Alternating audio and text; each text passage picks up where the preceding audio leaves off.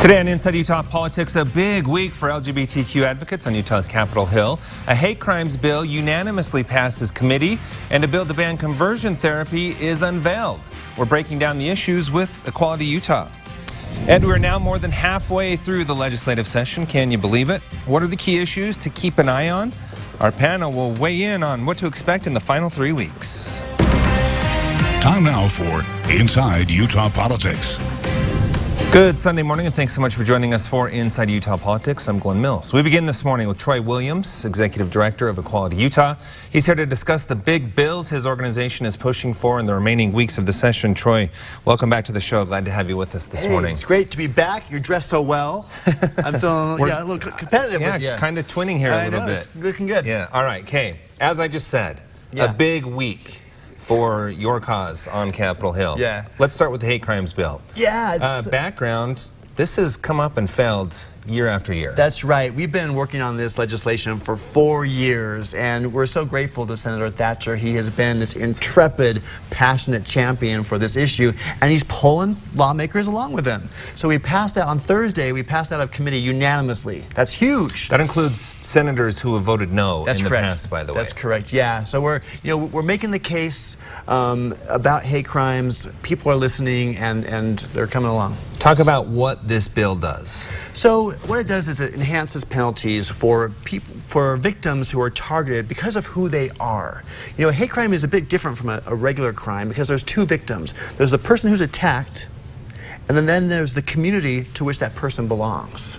You know, so it's like, for example, if someone were to spray paint a smiley face on a synagogue, that's sort of a misdemeanor vandalism. But if they're going to spray paint a swastika, that's sending a message of terror to the entire Jewish community. Those are two different crimes. But under state law, they're both the same misdemeanor. What do you think it is? You mentioned, people are coming along, opening up to this. Right.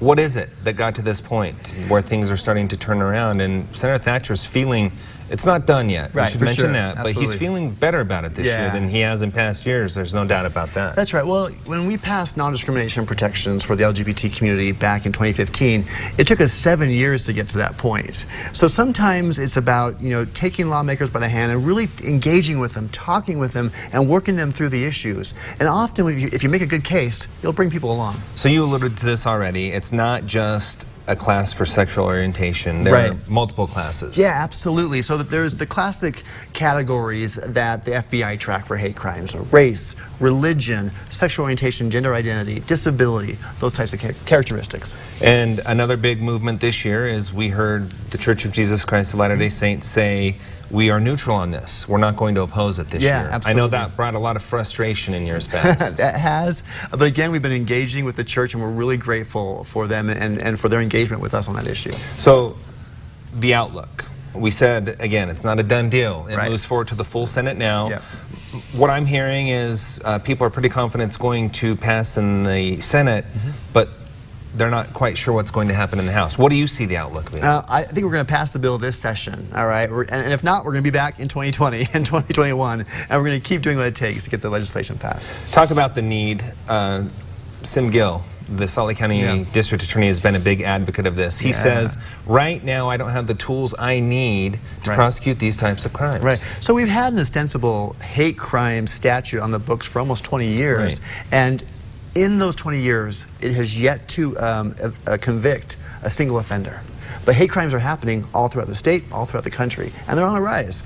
So it's really important to give prosecutors the tools they need to bring justice to those victims. Let's move on to the bill that you've also been working on. I did a story on this heading into session on banning conversion therapy in the state of Utah. That was unveiled on Thursday also. Talk about what that bill would do. That's right. So our bill is a prohibition on the practice of conversion therapy for minors. So conversion therapy is this discredited practice to try to change, alter, fix, repair, or cure a person's sexual orientation. And what types of impacts were we seeing that have on children? Yeah, so there was a recent study that just came out last year that showed that when children are subjected to conversion therapy, their rates of depression double, and their attempts at suicide nearly triple. So for us, this is an issue to protect young people from a harmful, fraudulent practice, and also to save lives. The bill, again, you did a lot of negotiation Yeah. to get this to this point. Yeah. Again, the church saying, you know, we're taking a neutral stance on this one. Yeah. What did it take to get to this point? Well, you know, we engage so many stakeholders in the LGBT community and also in the religious community, and we actively have engaged the Church of Jesus Christ of Latter-day Saints, and we really applaud them. They have reaffirmed their opposition to conversion therapy, and then they also, in addition to saying that they won't oppose the bill, they also offered an affirming and affirming message of love and compassion towards LGBT youth, and we really appreciate that. One thing I want to hit on as well, talk about who this applies to, state licensed therapists. Right, exactly. So the bill only prohibits state licensed therapists, and so it's a state regulation. Okay. Yeah.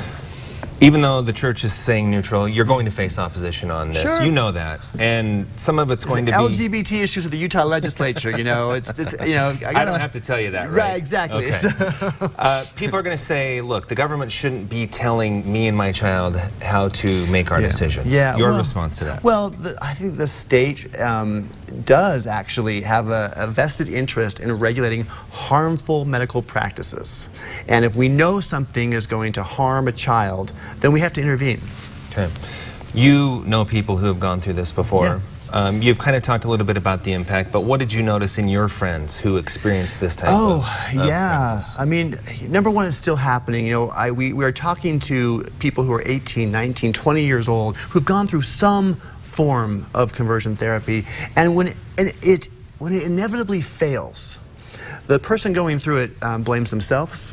They feel like they failed their therapist, perhaps their parents or their church community, and maybe even they feel like they failed God. And that's when the depression kicks in. And we've talked to over 100 people here in Utah who've gone through some form of it, in their ages of 60 and older to as young as 18, and the pattern is very similar. I want to move on to one last topic, and that is affecting the transgender community here in the state of Utah. Two competing bills. One would prohibit any change on a birth certificate. The other sought to set a statewide standard. Yeah. Both are gone. Yeah. You see probably, obviously, one as a win, but do you also see it as a loss that the other one's off the table? Sure. I mean, so changing birth certificates for the transgender community is really essential to their own sense of dignity and their own liberty and freedom, right? To be able to have their identity documents match and affirm their gender is critical for them. And so Representative Nelson introduced a bill that would have banned that completely. And to his credit, you know, he came and met with us and with members of the transgender community. He heard their stories and was moved by it and ultimately pulled that legislation. We saw the governor speak out against that bill and leadership. It didn't seem to have a huge appetite. Right. But why not the other bill as well? You know, I think because it faced opposition, obviously. Yeah, that Senator Weiler's bill, and so we have so much more work to do to educate lawmakers about the lives of transgender Utahns, and we're going to do it. Again, it takes this investment in energy to sit down with lawmakers, introduce our lives and our families to them, and so that some of the fears that they may have may dissipate. So in the meantime, we still have this. We don't have a standard, right? And it really has depended on geography as to whether it's been granted. So it's judge roulette. When a transgender person petitions the court for a gender marker change on their birth certificate, most judges in the state actually grant them. Okay, but there's a few pockets around the state where they're not, because there's some ambiguity in the law. We'd like to see that cleaned up so that every transgender person can change their identity documents to match their gender identity. Are you satisfied, one, that a bill like Representative Nelson's is off the table for good, and two, that you can get a statewide standard on this issue? We're going to keep working until we achieve that. I don't think we'll see Representative Nelson's bill surface again. It was just too harsh and would have done a lot of harm to the transgender community. And I don't think that was ever anyone's intent. You know, I just think that we had more education to do in that area. All right. As always, appreciate having you check in. We will be watching the final weeks on these two bills and see how they play out. Appreciate your time. Thanks so much. I'll be there. Thanks so much. Still to come, a controversial abortion bill survives its first public vote at the Capitol. We'll dig into the emotional debate from both sides. Plus, a state lawmaker wants Utah to be a leader in developing the car of the future. The latest on a bill to pave the way for autonomous vehicles in Utah.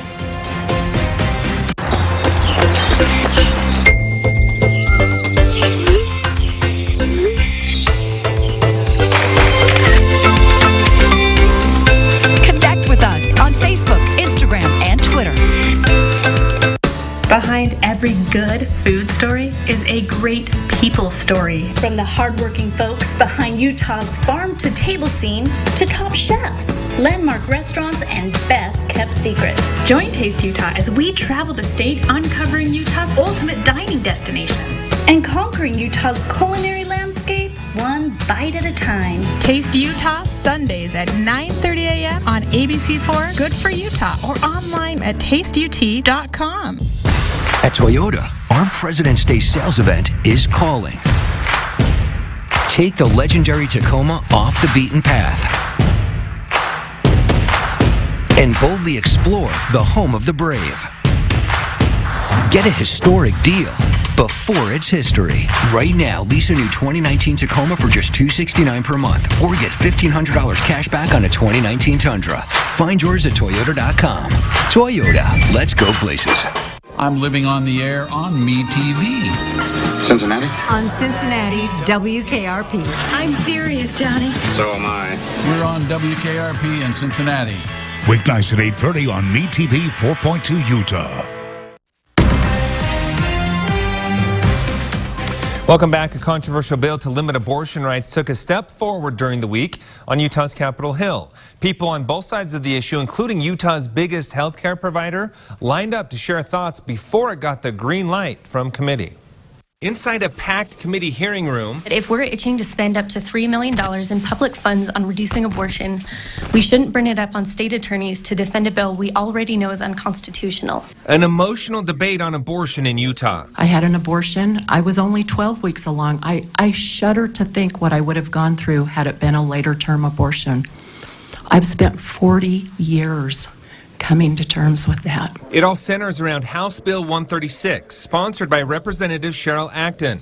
The bill would change state law to prohibit abortion after 18 weeks. New York and Virginia, for example, have the abortion laws that they want, but Utah does not. I believe that we should be able to enact reasonable abortion laws that reflect the will of the people of Utah. The bill does provide some exceptions for when the mother's life is in danger and if the unborn child is diagnosed with a severe brain abnormality. Utah's largest healthcare provider, Intermountain Healthcare, is speaking against the bill.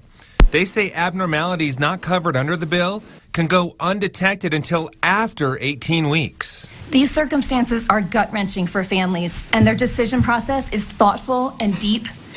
Their autonomy and their ability to decide what is best for their individual circumstances is one of the only things that makes these unbearable situations a bit more bearable. Supporters argue those lives deserve a chance. The state does have a compelling interest in protecting lives, human lives, and in looking after the health and the safety and the well-being of the mothers as well. The House Judiciary Committee passed the bill on a 7-5 vote. All 3 Democrats and 2 Republicans voted no. Now goes to the full House for consideration. The ACLU of Utah says a court challenge is likely if the bill becomes law. Self-driving cars could be on Utah's roads sooner than you think. A state lawmaker says they are the way of the future, and he's sponsoring a bill to put Utah on the cutting edge of both research and development. Autonomous vehicles are taking off, and State Representative Robert Spenlove is sponsoring a bill to put Utah in the fast lane. It authorizes fully autonomous vehicles to be operating in Utah and to be testing in Utah. He says the testing part is crucial because our state can provide some answers we aren't getting now. Right now, most of the testing is happening in areas like Silicon Valley or Austin or Phoenix, but we need to see, how these cars handle snow situations or, road conditions that are not ideal, going over a mountain pass. House Bill 101 changes the current definition of a legal operator to include computers and provides guidelines for research and testing. Spenlove says self-driving vehicles will be a game changer for agriculture, trucking, ride-sharing, and more. The disabled community, the elderly community, it will really open up their world. People that right now may be homebound because they can't drive will now be able to move around freely. He says it will also cut out human error and save lives on Utah roads. But what do drivers think? I caught up with the Allens at a previous auto expo. They are split. I would have one in a second. I'm really afraid of them. I am. I know that we have wonderful technology, but I have trouble just with a real person behind it. I'm scared of nobody being there. HB 101 unanimously passed the full House on a vote during the week. It now heads to the Senate for consideration. Still to come, we are in the downhill stretch for this year's legislative session. After the break, our panel weighs in on what's happened so far and what we can expect from here on out.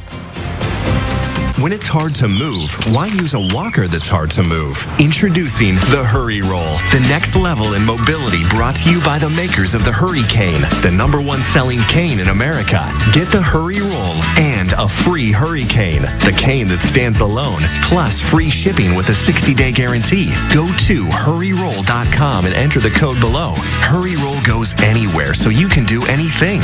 Uneven pavement? No problem. Rocky gravel? Easy travel. On a cruise? You can't lose. Wherever you go, the Hurry Roll is always the best seat around. In the yard, on the road, or on the move. Need a brake? Use the brake. The locking hand brakes give you rock-solid stability. Thirsty? It even comes with a cup holder. On the go? The lightweight design folds up at a snap.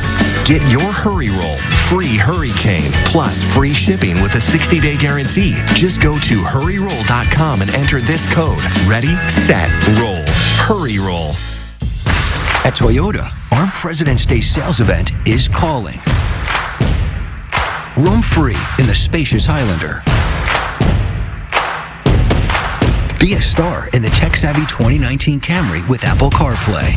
Get a historic deal before it's history. Right now, you can lease the all-new 2019 Toyota RAV4 all-wheel drive for just $269 per month. Find yours at Toyota.com. Toyota, let's go places. Time now to dig deeper into the legislative session with the Inside Utah Politics panel. This week we're catching up with Representative Brian King and Senator Todd Weiler. We should mention we are in the old Supreme Court chamber here at the state capitol. Gentlemen, as always, glad to have you here. Thanks for being with us. Thank you. Thanks, Glenn. Okay, let's get to it. During the week we hit the hump day of the session, so we're now on the downhill slope. To this point, what are we making of this session? What's really sticking out? Well, one of the things that we knew was going to be an issue is what we were going to do in terms of revising or changing to any degree any of the propositions that passed. We already dealt with Prop 2, the marijuana medical cannabis bill, in December in special session. We've dealt with Prop 3 in the first 10 days or so, 2 weeks of the session, by reworking Medicaid expansion in a way that, from my perspective, was not advisable. I think we made a mistake in paying more money to cover fewer people. We could have made some tweaks, some slight adjustments to Prop 3 that didn't substantively change what people wanted. And some people say that's what we ended up with, but I think that we did make significant changes that were not for the best. And we're still going to have Medicaid expansion that's meaningful. But again, I don't think it was done in a way that was fiscally as responsible as what voters passed in November. Senator Weiler, your thoughts on that? Well, you know, the voters voted for medical marijuana and they voted for Medicaid expansion. They're getting both of them. In fact, they're getting marijuana 6 months faster than they would have. So, you know, for those that are arguing that the legislature is ignoring the will of the people, I'm not seeing it. There were some tweaks that needed to be made to both of them. I voted against Senate Bill 96 on the Medicaid expansion for various reasons, but I think it landed in a good place. The forced substitute, I think people will start enrolling on April 1st, which is the same as the date under Prop 3. It is interesting you voted no, though, because you were the lone Republican in the Senate to do so. Yeah. Was that simply my district voted for this, therefore I should represent them? My district voted for it. We've applied for the waivers before. We're going to spend $70 million extra to ensure less people while we wait a year to see if we can get the waivers that we didn't get last time. So there were some reasons there, but definitely because my district voted for it, that was the number one. One question I wanted to bring up to you is, yes, it's certainly not Prop 3 starting off, but it could potentially get to Prop 3 if those waivers don't come through. So in the end, it could potentially fall back to full Medicaid expansion. Right, and that would be great. But in the meantime, what we're doing is, as Senator Weiler says, we're covering fewer people and we're spending more money to do it. What we end up with what passed in SB 96 is a match of only 70 cents on the dollar from federal money to fund this program, and we have to contribute 30 cents. Whereas if we'd just gone ahead with what the voters wanted, it would have been a 90-10 match. Much more favorable. But we'll we'll save much more than $70 million if the waivers are granted. That's what I wanted to bring up, because the argument was sustainability in the long term. Do you believe, when you say we landed on something good, that is indeed the case? I think so. I mean, I don't know if the waivers can be granted. Nobody does. But if they're not granted, then I was right to vote no. If they are granted, then maybe I should rethink that. But it's a guess. You already meant, go ahead. Well, I was just going to say, the problem that I have is that we take a group of people from 100 to 136% of the federal poverty level, and we put them into plans that are not as good for them. They cost them more money, and the care isn't as good. Well, they've already been put in those plans. Those plans have been available for that group of people for 4 years now. Right. They're basically staying put where they were going into. But Prop 3 put them in a more advantageous situation. Okay, Prop 4. That has not been touched, and you have time to do so. Do you envision the legislature modifying that also? Well, that's better boundaries. That's the redistricting initiative. I think that it's a little questionable whether we'll see action on that. We might, but there's more time for the legislature to act. We've got to put in place the mechanism to handle how we do redistricting in the 2020 session at latest, because we'll be doing the redistricting in 2021. So I don't know that we'll see action on it this year, but I expect we'll see something either this year or next. I think there's some back channel, I'm not part of them, negotiations going on with some of the drafters of Prop 4. I think they've recognized that there's some issues that may need to be addressed. I'm hoping that doesn't come up at the end of this year. It really doesn't go into effect until 2021, so we do have some time. Okay, one quick question. A lot of people say, we passed this, it ended up being this. What's the point of the ballot initiative process? Is there any validity to that? Well, I think there's some validity to it if you want to really dig in deep, but we tried to expand Medicaid for years. We tried to legalize medical marijuana for years, and we failed. But because of the Prop 2 and Prop 3, now we're doing both of those, and we're doing it in a very responsible way, a very sustainable way. So I would say, yes, not every word has been enacted, but I think the will of the people as a whole is being honored and respected. It's not being honored and respected to the degree that I'd like to see, but I do agree with Senator Weiler that without the existence of those propositions, you don't see the kind of movement on medical cannabis or on Medicaid expansion that we've seen. So for people to think, we're going to throw up our hands and be angry because this didn't accomplish a thing, that's not accurate at all. I do think there's been a degree to which the legislature has not heard and responded to the will of the people as the November vote required that makes me uncomfortable, but it was still a great process to go through, and we're further down the road than we otherwise would be. Let's look ahead to the next 3 weeks, the remaining 3 weeks of the session. What are the key points we want to be watching for? Well, the one you should be watching for is tax reform. There's a big push because our economy has changed over the last 10 to 12 years. There's going to be a big push to start taxing some services. We don't know which services. It could be the sale of your home, which is, I think, unlikely. It's more likely to be like your haircut at the barber shop and things like that. So that's going to yet be rolled out, and that's going to be a huge lift for the legislature to get that done in the last 3 weeks. Yeah, that's going to be something that, the thing that I'm worried about with our tax reform is that we've been talking about it, but there are very few details that have come out. And it reminds me a little bit of how we handled the Inland Port last year, which was troubling, is that you see the substantive bill come out in the last few days of the session. There's not much time to talk about it or dig into the details or have people from the public come up and testify about it.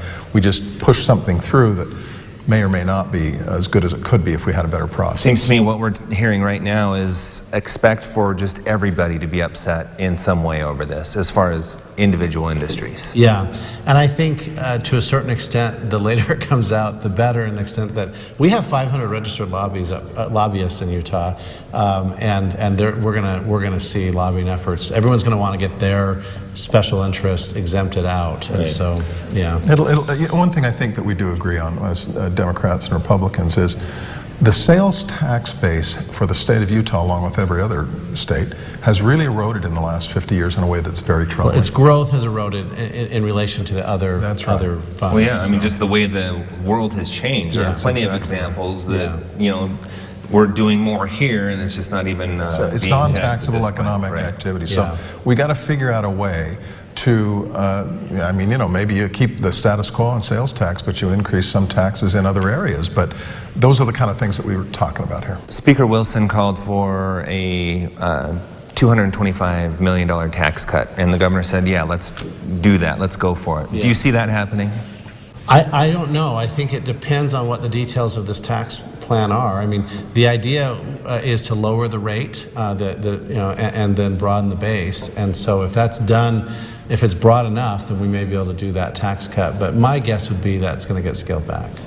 Let's be honest, the tax cut is political cover for doing something that's politically unpopular. Yeah. And I think that not many people say that up here, but that's really what's going on, because it doesn't make sense to cut our taxes in a time frame when we recognize we've got significant problems with how we fund public education, how we fund our roads, and do other things. I mean, the whole reason for doing tax reform is to raise additional revenue, at least in the long term, that allows us to meet the state's needs. So I don't think it makes a lot of sense to cut taxes. Okay, we have about 45 seconds left. I want to hit on 2 abortion bills real quick. One, prohibiting it on the basis of Down syndrome, the other prohibiting it after 18 weeks. Do either of those 2 get through?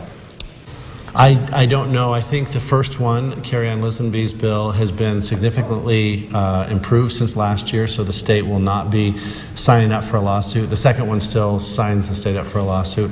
Both of those will be headed to the Senate Judiciary Committee, I expect, which I chair, so I'm going to have to dive into both of them. So last year, Carrie-Ann Lisenby's, the first bill, the Senate Judiciary passed it, but then it never got a hearing on the floor of the Senate. So I don't know. They're both kind of political hot potatoes. I have about 15 seconds left. You were on the House Judiciary Committee. Saw both those came before us in House Judiciary. I voted no on both of them.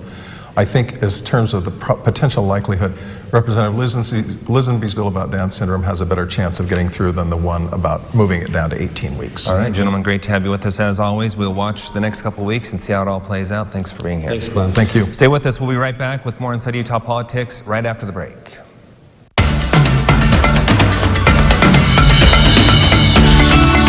Behind every good food story is a great people story. Join Taste Utah as we travel the state uncovering Utah's ultimate dining destinations. Taste Utah on ABC4 Sundays at 9:30 a.m. or online at tasteut.com. Every month, Good Things Utah and America First Credit Union give you advice with financial tips. Yes, we will help you with budgeting, saving for that next family trip, or whatever financial questions you might have. So watch Good Things Utah. It's just good sense. What connects us? Wanting to be better today than yesterday, which is why we're constantly enhancing service. The hope of cleaner air for our children, which is why we're using more efficient vehicles. And the desire to keep moving forward by taking 160,000 cars off the road every day. There's more that connects us than ever before, and we're happy to help connect Utah. UTA, a better today for a better tomorrow. Show me the crown. Show me homecoming. Baby sloth videos on YouTube. Amy, do you mind giving someone else a turn? Oh, I've made myself a little comfortable here. I got a pizza for Amy. Yes, that's me. Xfinity lets you search Netflix, Prime Video, and YouTube with the sound of your voice. And I don't have my wallet, so... That's simple, easy, awesome. Experience the entertainment you love on X1. Access Netflix, Prime Video, YouTube, and more, all with the sound of your voice. Click, call, or visit a store today. We leave you now with a look at what's on the radar in the world of politics. The state legislative session runs through Thursday, March 14th. Then the candidate declaration period for municipal election is June 2nd through the 7th. And the municipal primary is Tuesday, August 13th. Make sure to connect with me on social media. I'd like to know what you think of this show and issues that are important to you. You can email me at InsideUtahPolitics@abc4.com, or you can log on and follow me on Twitter and Facebook as well. Just search Glenn Mills ABC4. Thanks so much for making us part of your Sunday morning. We hope to see you again next week as we go inside Utah politics.